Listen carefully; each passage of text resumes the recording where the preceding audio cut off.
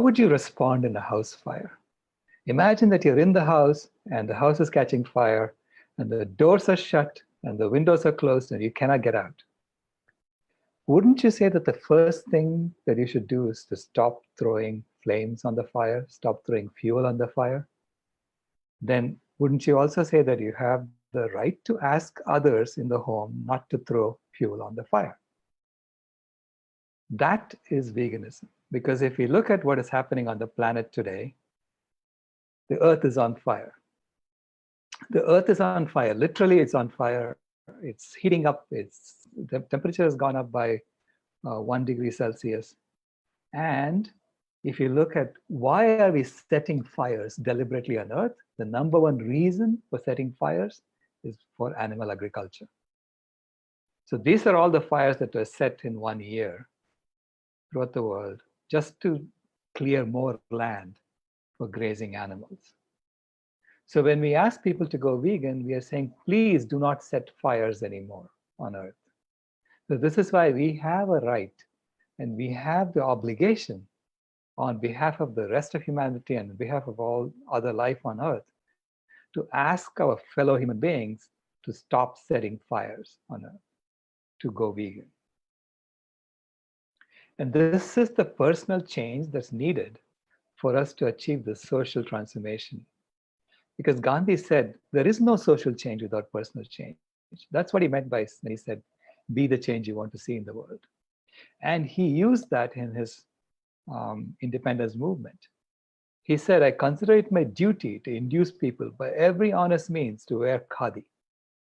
So there he was asking the people of India to change their clothes. That was the personal change he was asking people to do. Change your clothes from British clothes to Khadi clothes made by Indians in India. And that personal change united the people of India together. And at first people laughed at him. They said, how can you take on the mightiest empire the world has ever seen by changing your clothes? But he convinced people to do that. And then by 1930, you can see everyone was wearing Khadi clothes. This was the Salt March of 1930. It was a very successful movement. And throughout India, people were wearing Khadi clothes. And the British government was on its knees begging to negotiate with Gandhi. This is the reason for the British government to impose the salt tax, because they were losing money in the largest industry in England at the time, which was the textile industry. So the Salt March was like the culmination. And after that began the negotiation between Gandhi and the British government, and India got independence 17 years later. The same way, when John F. Kennedy said, we will go to the moon by the end of the 60s. Within this decade, we will be on the moon. People laughed at him. They said, we can't even get someone to go up to space and come back down. And you're telling me we are going to send a man to the moon? But then it inspired the people of America. And we just worked on it. And within 7 years, man was on the moon. So you see this exponential transformation happening. Once people get into the mood, get into understanding why we are making this change and then working on it. The same thing happened in the internet. In 1995, I was working on the internet and there was this article by Newsweek saying the internet is going nowhere.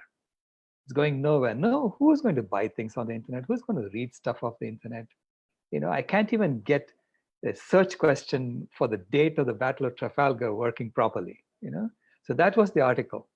And one of the problems he was pointing out was that, he kept getting these hourglasses saying, too many connections, try again later. And so we were working on making the internet more robust. We were making it 10 times faster. And within 7 years, within 8 years, I overheard someone say, I can't live without the internet. The internet was everywhere. The internet had taken off. And of course, when you search for the Battle of Trafalgar, you got it. You knew the date. And that's Google's contribution. So that again was an exponential transformation that happened. And in 2005, the California governor, Arnold Schwarzenegger, vetoed the gay marriage bill. And I was having dinner with a colleague of mine and who was telling me, it's a good thing this happened. How can men get married to men? This is unthinkable. So it was unthinkable in general at that time that this could be normal. And by 2015, it was normal. It was, again, an exponential change in social attitudes that happened. And within 10 years, we went through this transformation. And the same thing happened to me in 2015 when I presented this paper at the American Geophysical Union's Fall Meeting, where we showed that if the whole world goes vegan, we can literally reverse climate change. We can literally sequester 265 gigatons of carbon by bringing back the forests that used to be there on the land that we are currently using for animal agriculture. And so this is just, I mean, it's not even creating new forests, it's bringing back the original forests. That itself was enough to reverse climate change. And over 100 climate scientists came to talk to me after that during the meeting, and they all said, yeah, you're right, but it'll never happen. And I said, aha, I've heard this before several times, and I know then it's going to happen. And sure enough, the next year, the search for the term vegan exceeded the search for the term Coca-Cola by 2016. And it was growing exponentially. And the interest in veganism was happening in all the rich countries of the world, United States, Canada, Australia, New Zealand, which is where the transformation has to be, because the rich countries are causing the most damage. So when the rich countries say we are going to change, then that means it's a change for the whole world. And this is why fast food companies are now considering vegan meat options. Just like, in the Khadi movement, eventually the British had to come and negotiate with Gandhi. So the corporations now have to give us what we are demanding. As the vegan movement grows, they have no choice but to give us vegan meat options. It's not that they're trying to promote veganism. It's either they do that or they're going to go bankrupt. And Forbes reported a 7x growth in veganism in 3 years between 2014 and 2017. So in the US, it increased by a factor of 7.